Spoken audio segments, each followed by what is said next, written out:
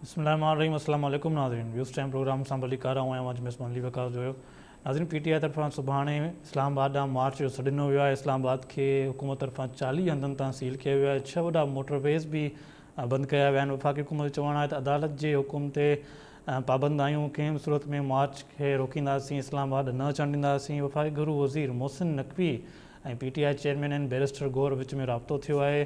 वफ़ाक़ी वज़ीर बैरिस्टर गौर खे चयो त राब्तो कयो, हुन चयो त इतिजाज जो सॾु वापसि वरितो वञे। सुभाणे बेलारूस जो वफ़द पाकिस्तान अची रहियो आहे ऐं 25 नवंबर ते बेलारूस जो सदर पाकिस्तान अची रहियो आहे।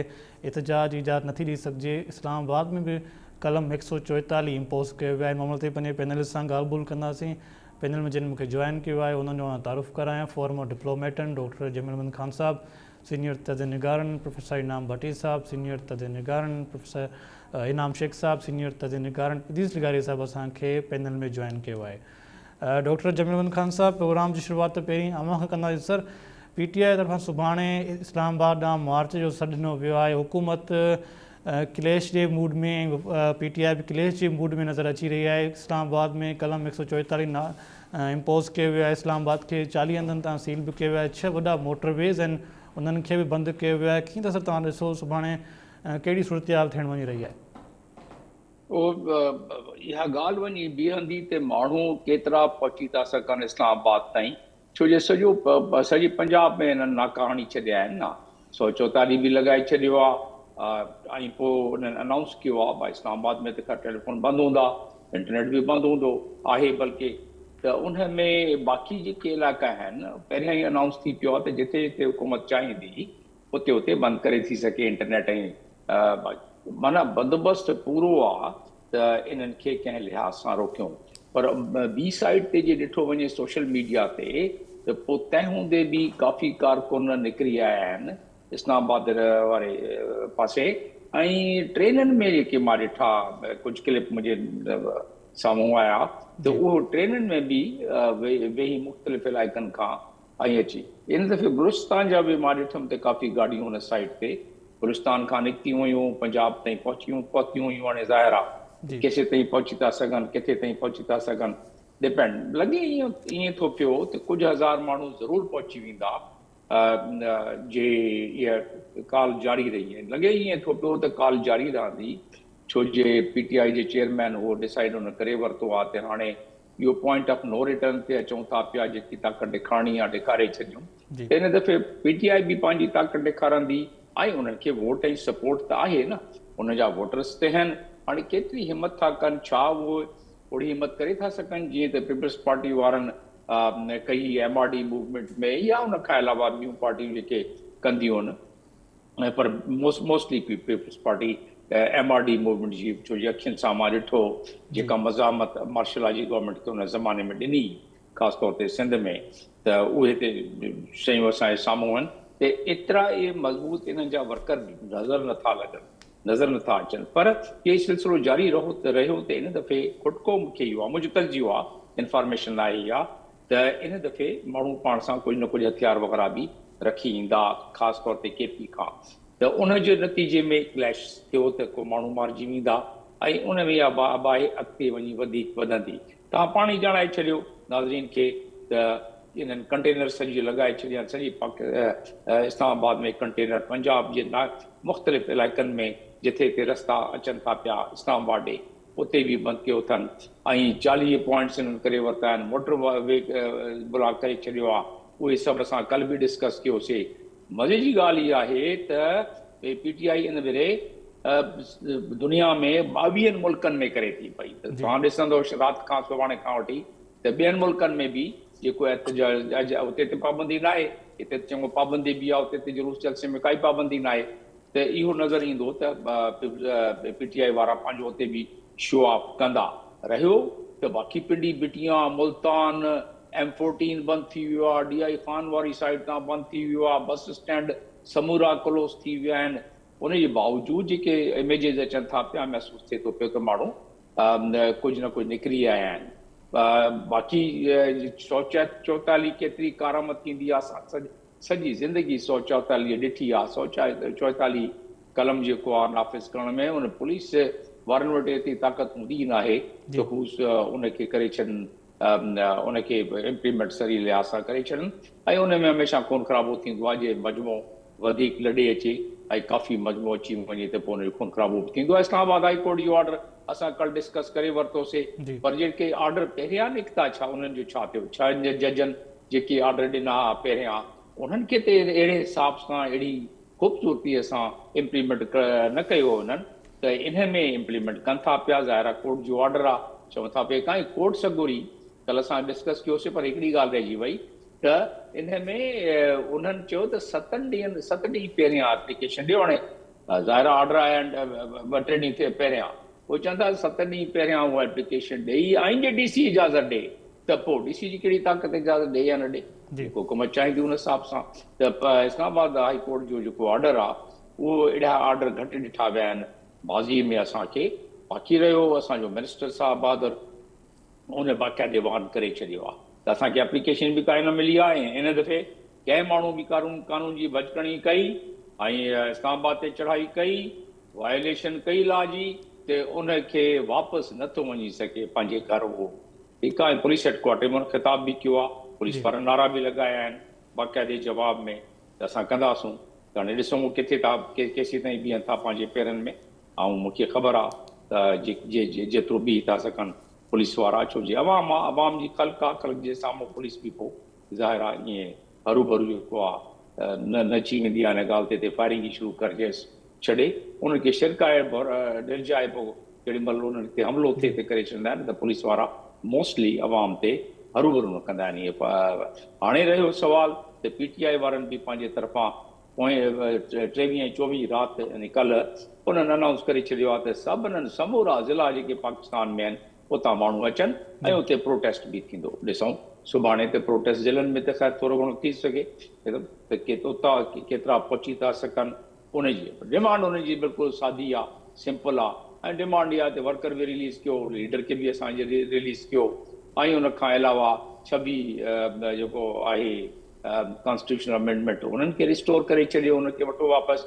ऐं नंढड़ी हिकिड़ी ॻाल्हि बि कई आहे त जेको मैंडेट आहे उहो उन मैंडेट खे इलेक्शन वारो मैंडेट उनखे सही हालत में रिस्टोर कनि, माना फॉर्म 47 वारो जेको आहे उन मामले खे न कनि उहे। हाणे सुवाल इहो पैदा थियो पियो त मुल्क में माण्हुनि जी गुरबत ॾिसो, मुल्क में इकोनॉमिक इनस्टेबिलिटी ॾिसो, मुल्क में पॉलिटिकल इनस्टेबिलिटी ॾिसो, त इहे मामला जे रहिया पासमियात हुकूमत खे बि को अकुल में फ़हम करणु खपे त जे डायलॉग कनि त उन ते डिमांड त रखंदा अपोज़िशन वारा, हमेशह रखंदा आहिनि। बीबी साहिबा हूंदी, उन बि डिमांड रखिया, कुझु उन ॻाल्हियूं मञियूं बि, मुशरफ जूं ज़िया जे ज़माने में कुझु ॻाल्हियूं मञियूं बि, पर जेॾी महिल पावर में ईंदा आहिनि या पॉलिटिकल मूवमेंट शुरू थींदी आहे त उहे सभु ॻाल्हियूं थोरी उन्हनि खे अमल कबो आहे। त बसि इमरान ख़ान खे बि खपे त कुझु न कुझु मिसाल तौर ते छा थी सघे उनखे जेल मां कढी हाउस खां अरेस्ट करे छॾनि, उनखां थोरो उनजा जेके वेझा माण्हू आहिनि उनखां अंडरस्टैंडिंग वठे त बाबा हिनखे हाणे ॿुधायो त फॉरेन पॉलिसी ते वधीक केतिरो न करे ते जंहिंजे असांजा रिलेशन ख़राब थियनि, ऐं उनखां अलावा कुझु अरसे लाइ थोरो माठ करे वेहे, पोइ इलेक्शन कराईंदासूं। पोइ जेको आई आहियूं इलेक्शन में हरू भरू इमरान ज़रूरी त न आहे त उहो चवे त न मां ई प्राइम मिनिस्टर थींदो, कुझु महीननि लाइ कंहिं ॿिए खे बीहारे छॾे पोइ वरी अची वञे। खोड़ सारा रस्ता थी था सघनि या कोई हिकिड़ो रस्तो न आहे, पर डायलॉग जो रस्तो थो खोलनि। हू चवनि था पिया त असां डायलॉग जी ताक़त वारा आहिनि, हू चवनि था असां त नथा कयूं हुकूमत करे, ऐं हुकूमत वटि वीचारनि वटि एतिरी आहे न, हू बि हर हुन खां पुछंदा।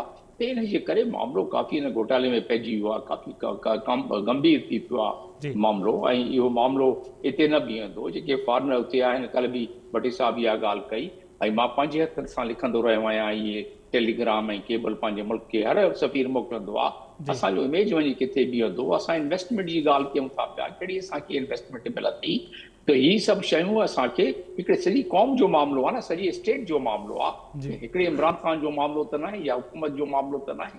इहो मामिलो हिकिड़े आम माण्हू खे उनजी सट पवे थी पई, ऐं कॉन्स्टिट्यूशन में जेके प्रोविजन आहिनि उन्हनि खे बि थोरो घणो उन ते अमल कनि। आर्टिकल असां वठनि, आर्टिकल 15 आहे, 16 आहे, 19 आहे, जंहिंमें फ्रीडम ऑफ स्पीच आहे, फ्रीडम ऑफ मूवमेंट आहे, फ्रीडम ऑफ असेंबली आहे, जी इन्हनि ॻाल्हियुनि खे बि थोरो नज़र में रखनि, दुनिया ॾिसे थी पई ठीकु आहे त कुझु न कुझु ॾे कुझु वठ जो मामिलो कनि। जी जी ठीकु सर।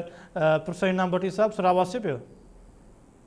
जी बिल्कुलु अचे पियो। सर तव्हां ॻाल्हि ॿुधी डॉक्टर जमील ख़ान साहब जी। सुभाणे सर सिचुएशन खे तव्हां कीअं था ॾिसो त कहिड़ी सिचुएशन सुभाणे डेवलप थियण वञी रही आहे? क्रैश जी सिचुएशन थींदी या डायलॉग निकिरी सघे थो? PTI पंहिंजो जो सुभाणे जो प्रोटेस्ट आहे उहो पोस्टपोन करे सघे थी?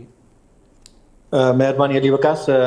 प्रोटेस्ट पोस्टपोन जो त हाणे वक़्तु गुज़री चुको, पर बुनियादी तौर ते जेको एहतजाज जो मक़सदु हूंदो आहे कंहिं बि जमायत जो, त उहो पंहिंजो आलमी तौर ते ऐं मक़ामी तौर ते ध्यानु छिकाइणु, माण्हुनि ताईं पंहिंजी ॻाल्हि पहुचाइणु, मुंहिंजे ख़्याल में PTI उन में त कामयाबु थी चुकी। छाकाणि त जंहिं तरीक़े सां हू हिकिड़े ॾींहं जो को एहतजाज उते थिए आहे, पोइ ख़बर पए आहे त हुनजी स्ट्रेंथ केतिरी आहे, माण्हू केतिरा था अचनि, त उन खां पोइ अंदाज़ो लॻाए सघिबी आहे त PTI वटि मौजूदा वक़्त में कुवत केतिरी आहे। पर उन खां पहिरीं ई हुकूमत पाण जेके क़दम खयां आहिनि, उन्हनि सभिनी क़दमनि जे करे PTI जी जेका समूरी लोकल हिते जी मीडिया हुजे, सोशल मीडिया हुजे, इंटरनेशनल मीडिया हुजे, उन समूरे ते ख़बर पइजी वई आहे त पाकिस्तान जा समूरा मोटरवेज़ जेके आहिनि उहे बंदि कया विया आहिनि।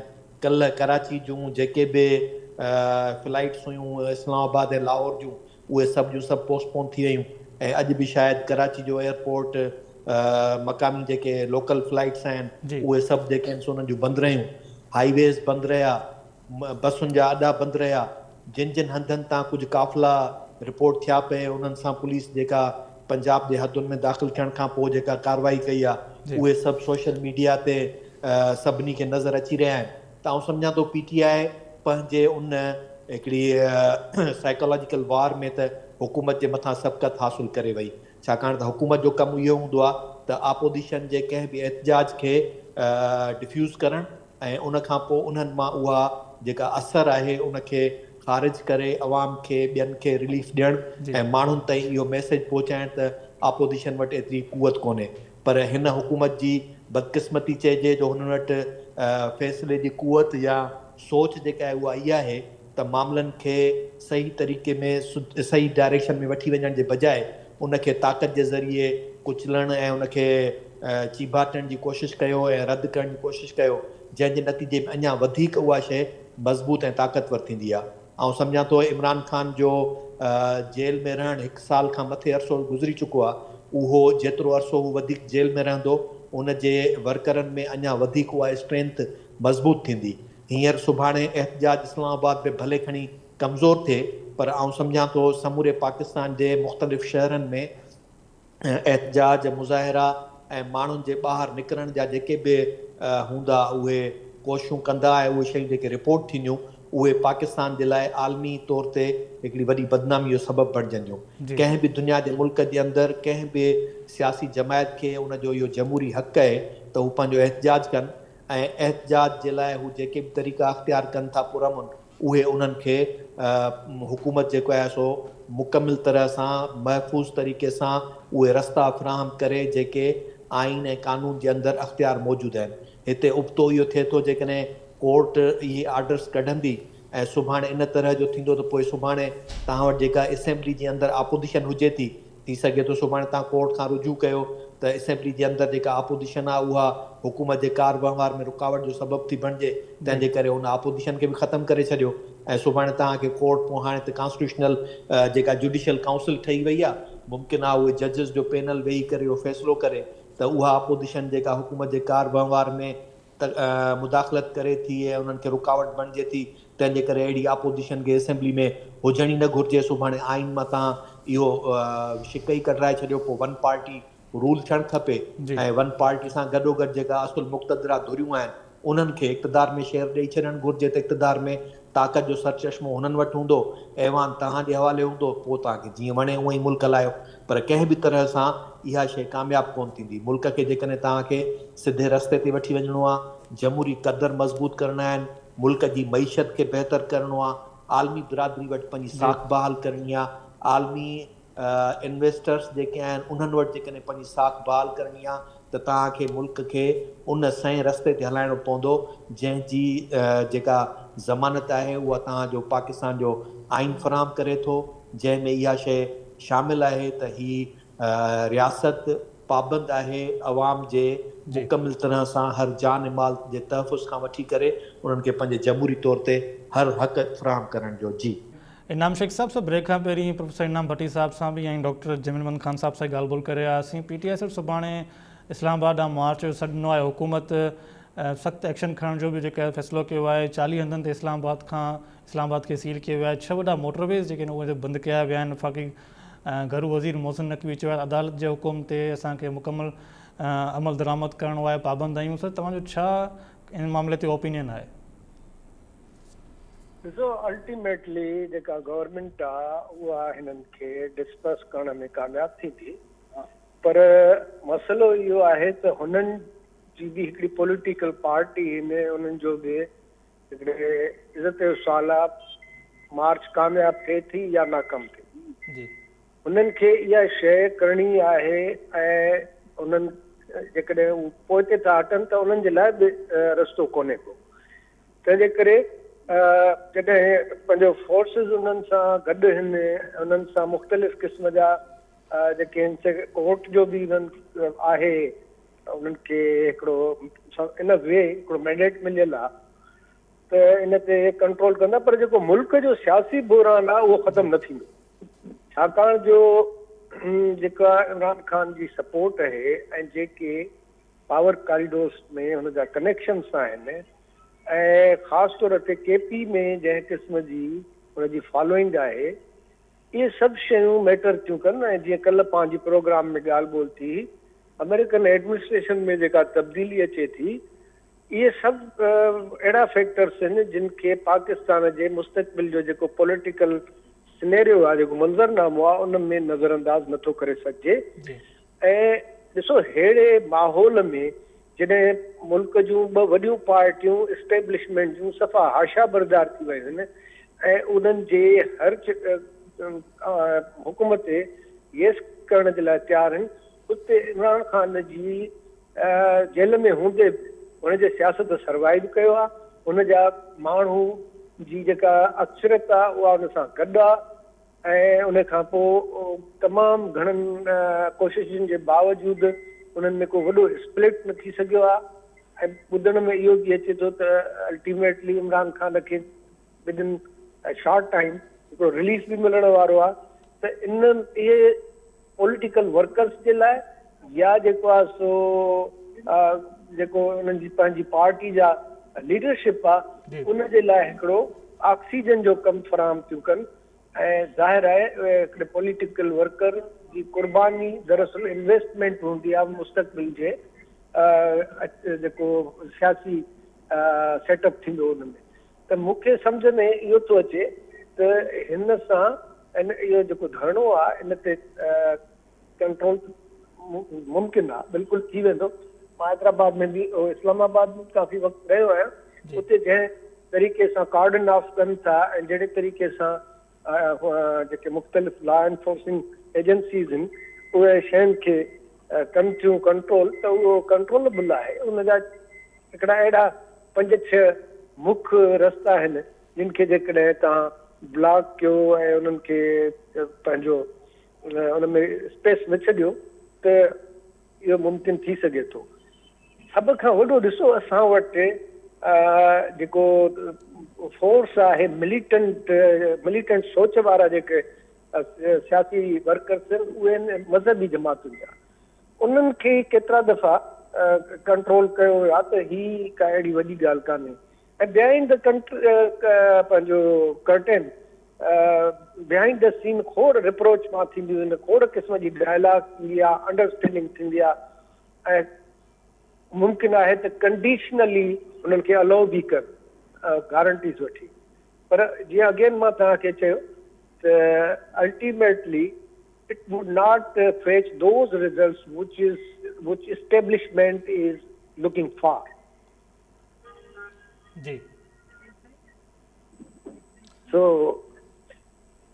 जी सर, मैं हाँ इन हवाले सां मां इहो थो चवां त पर जेका असां सिंध जी जेकॾहिं ॾिसंदासीं त सिंध किथे बीठी आहे सॼे जेको पॉलिटिकल हिकिड़ी कशमकश हले पई, उहो असांजो जेको इंट्रस्ट जो सुवाल आहे त सिंध स्टैंड्स नोवेयर। सिंध जा जेके अपोज़िशन जूं फोर्सिस आहिनि उहे मुल्की लेवल ते कंहिं बि अहिड़े मूवमेंट जो हिसो न बणिजी सघिया आहिनि जेका सुभाणे पावर कॉरिडोर्स में सिंधियुनि जे लाइ हिकिड़ो बहितर शहर पैदा करे सघे। ऐं सिंध जी जेका नुमाइंदा जमायत आहे पार्लियामेंट में पीपुल्स पार्टी, उनजो त ज़रूरु बज़ाहिर ईअं थो लॻे त सिंध जे मामलनि सां का उन्हनि जो दिलचस्पी कान्हे का।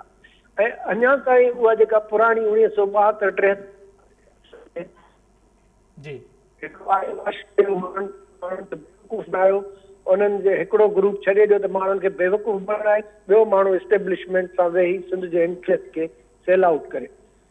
ऐं हिकिड़ा जेके आहिनि से इहे बि मुबसरनि जो ख़्यालु आहे त अंदरून खाना पीपुल्स पार्टी ऐं PTI जे विच में कुझु डायलॉग बि हिकिड़ो जारी आहे। ऐं तव्हां ॾिसो त जेको अॼुकल्ह बिलावल ज़रदारी जो आहे स्टेटमेंट्स या ओवरऑल पार्टी जी थोरो स्टैंड हिकिड़ो थींदो थो वञे सख़्तु।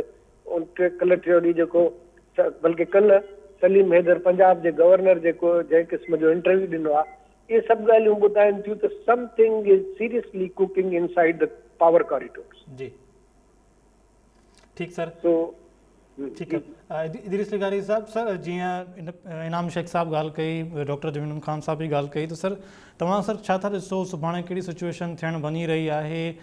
छो कोन थो जेके डायलॉग जो रस्तो इख़्तियार कयो वञे जीअं जेका पॉलिटिकल स्टेबिलिटी अची सघे ऐं मामला जेके आहिनि से कंहिं ॿिए तरफ़ न वञी सघनि? जीअं इनाम शेख साहब ॻाल्हि कयो त विदिन शॉर्ट टाइम जेके PTI बानी खे रिलीफ मिली सघे थो, त तव्हां सर छा था सम्झो त को डायलॉग जो मामला थिया आहिनि इन हवाले सां? अली वक़्त तव्हांजी वॾी महिरबानी, तव्हांजी वॾी। ऐं मुंहिंजे ख़्याल में असां कल्ह बि इहा ॻाल्हि कईसीं पिए त जेको सो जेसीं ताईं तालुक़ु आहे त तहरीक इंसाफ़ जे बानी इमरान ख़ान खे रिलीफ मिलण जो, ऐं उन खां पोइ जेको सो मूं वटि जेको मुंहिंजी अनाउंसमेंट आहे ऐं हुकूमत जो हर तरफ़ खां जेको पंजाब आहे ऐं KP आहे, उन खां पोइ दिल्ली सॼो जेको इस्लामाबाद आहे जेको बंदि कयल आहे, त मुंहिंजे ख़्याल में इहो ऐं जेका इसी ताईं जेका इम्कान इहो सघे थो त तहरीक इंसाफ़ जेको ऐलान करे त असां जेको सो नथा अचूं, पर तंहिं बावजूद बि जेको सो तहरीक इंसाफ़ अञा ताईं पंहिंजे फ़ैसिले ते बीठी आहे ऐं सुभाणे उहे हर सूरत में धरणो हाणे लॻणु चाहिनि था अची। हाणे ॾिसो इलाही वक़्त खां वठी इमरान ख़ान जे हवाले सां इहा ॻाल्हि थिए पई त इमरान ख़ान खे कंहिं न कंहिं तरीक़े सां को रिलीफ जेको आहे मिले। ऐं मुंहिंजे ख़्याल में इमरान ख़ान खे 15-16 महीना जेके जेल में बि थी विया आहिनि अची, ऐं इहो चयो पियो वियो त इमरान ख़ान जेको आहे उहो त 2 महीना बि जेल में कोन रही सघंदो, पर तंहिं बावजूद हू 15-16 महीननि खां जेल में आहे। ऐं उन सां गॾु जेके उन जूं भेनरूं जेके आहिनि उहे बि ख़ुदि बि जेल में 2-3 दफ़ा वियूं आहिनि, ऐं बुशरा बीबी बि मुख़्तलिफ़ वक़्तनि ते जेका जेल में रही आहे जी। तंहिं करे तहरीक इंसाफ़ जी केतिरी बि जेका लीडर आहे, लीडरशिप जेका आहे उहा बि जेल में रही आहे जी। ऐं इहो जेको तासिर बीठो हुयो त हीअ जेके सर्वाइव कोन करे सघंदा ऐं कंहिं तरीक़े सां बीह कोन सघंदा, पर ईअं लॻे ईअं पियो त जेके 2-2.5 साल थिया आहिनि, ख़ासि तौर ते अप्रैल 2022 खां पोइ ऐं हींअर जेका आहे नवंबर जी जेका 23 तक़रीबन माना इन खां 2.5 सालनि जे दौरान मुंहिंजे ख़्याल में PTI हिकिड़ी जेका हिकिड़ी ज़बरदस्त मज़ामत कई आहे। ऐं हालांकि असां 9 मई खां पोइ ॾिठोसीं त उनजी जेका पार्टी आहे जंहिंमें इमरान ख़ान खां पोइ बि जेका बि लीडरशिप हुई उहा तक़रीबन 90% लीडरशिप जेका आहे उहा पार्टी सां लातालुक़ थी वई, ऐं उन लातालुक़ी खे बि तक़रीबन 1.5 साल थी चुको आहे। 1.5 साल में बि जेको असां ॾिठो आहे त PTI हिकिड़े ज़बरदस्त तरीक़े सां सर्वाइव कयो आहे। ऐं ख़ासि तौर ते 2024 जी फेबरवरी जेका इलेक्शन आहे उन चूंडनि में बि जेको तहरीक इंसाफ़ KP में ऐं पंजाब में जेका अथव वॾे माना हैरान कुन पाकिस्तान तारीख़ में जेको आहे सीटूं खटे अॻियां आई, ऐं जंहिंजे लाइ हुन बयानो पंहिंजो इहो ठाहियो आहे त असांजे मैंडेट ते ॾाढो हयो वियो आहे। त मुंहिंजे ख़्याल में PTI जी जेका हीअ 2.5 साल तारीख़ आहे, ख़ासि तौर ते वज़ारत उज़मा खां पोइ उन वाक़ई साबित कयो आहे, ॾेखारियो आहे त उहा हर सूरत में जेका आहे उहा मतिलबु त हिकिड़ी जेका ज़मीनी हक़ीक़त आहे, उन जूं पाड़ूं जेके आहिनि उहे आवाम में आहिनि। उनजी पार्टी सां असां भले केतिरा इतराफ़ कयूं या इतफ़ाक़ कयूं या पसंदि कयूं या नापसंदि कयूं, उहा अलॻि आहे। तंहिंजे करे इहा रियलिटी थी चुकी आहे, उहा करे चुकी आहे। हाणे जॾहिं इहो मामिलो आहे त मुंहिंजे ख़्याल में असांजी जेको सो ख़ुदि जेका हुकूमत आहे उनजी इत्तेहादी पीपल्स पार्टी ऐं ख़ुदि एस्टेब्लिशमेंट खे बि मुंहिंजे ख़्याल में हाणे जेको आहे त हिन मसइले जो जेको आहे ॻाल्हियुनि ज़रिए वेही को न को हल कढणो पवंदो। अॼु जो ॿियो को गस न आहे। ज़ाहिर आहे सुभाणे जो धरणो भले न बि लॻे न बि थी वञे या करे बि वठनि, पर वरी हफ़्ते खां पोइ वरी उहो शुरू थी वेंदा। तंहिंजे करे तहरीक इंसाफ़ ऐं ख़ासि तौर ते इमरान ख़ान जेको आहे मुंहिंजे ख़्याल में उहे हाणे उन्हनि खे जेकॾहिं असां चऊं त उहे आहिनि ई कोन ऐं उन्हनि जी का हक़ीक़त कोन्हे, रुॻो सोशल मीडिया ते आहिनि ऐं मुक्ति प्लेटफॉर्म ते आहिनि, ज़मीन ते उन जेके पाड़ू न आहिनि ईअं न आहे। तंहिंजे करे असांजे इदारनि खे ऐं ख़ुदि हुकूमत खे बि इहो सम्झणो पवंदो ऐं ॿिए पासे तहरीक इंसाफ़ खे सोचणो पवंदो ऐं तहरीक इंसाफ़ खे बि थोरो बैकफुट ते वञणो पवंदो। जंहिं तरीक़े सां तहरीक इंसाफ़ जेको आहे पंहिंजो स्टैंड बीठी आहे ऐं हर शइ ते जेको सो कंहिं ज़रो पोइ हटण लाइ तयारु न आहे, त मुंहिंजे ख़्याल में सियासत में इहो कोन थींदो आहे। सियासत में किन शयुनि ते जेकॾहिं तव्हां चालू पॉलिटिक्स कयो था, हिकिड़ी जेका चालू सियासत जो हिसो आहियो, त पोइ घणनि शयुनि ते ज़ाहिर आहे विथड्रा करणो पवंदो आहे, बैकफुट ते वञणो पवंदो आहे। तंहिं करे असां इहो ॾिसूं पिया न टिनी चोनी तरफ़ा, माना हिकिड़े पासे PTI जेका आहे उहा बि आख़िरी हदनि में बीठी आहे, ॿिए पासे हुकूमत जेका आहे उहा बि आख़िरी हदनि में बीठी आहे ऐं इस्टेब्लिशमेंट ज़ाहिर आहे उहा बि थिए थी त उहा बि आख़िरी हदनि में बीठी आहे। मतिलबु त टिनी चइनी जेके धुरियुनि मां जेको आहे को बि हिकु क़दम या ॿ क़दम पुठिते हटण लाइ तयारु न आहे, को बि विचों घस निकिरण लाइ तयारु कोन्हे। त मुंहिंजे ख़्याल में इहा सॼी जेका सूरत हाल जेका आहे हर तरफ़ खां जेका अना वारी जेका आहे इहा कंहिं बि तरीक़े सां असांजे मुल्क ऐं मुल्क जी सियासत लाइ को सुठो साउंड न आहे। ठीक है, thank you so much Idrees Tikari sahab, thank you Inam Shaikh sahab, thank you professor Inam Bhatti sahab and thank you doctor Jameel Khan sahab, तव्हांजी वॾी महिरबानी। नाज़रीन, तव्हां असांजे पैनलिस्ट जी ॻाल्हि ॿोल ॿुधी ईंदड़ प्रोग्राम ताईं इजाज़त ॾींदा। अल्लाह हाफ़िज़।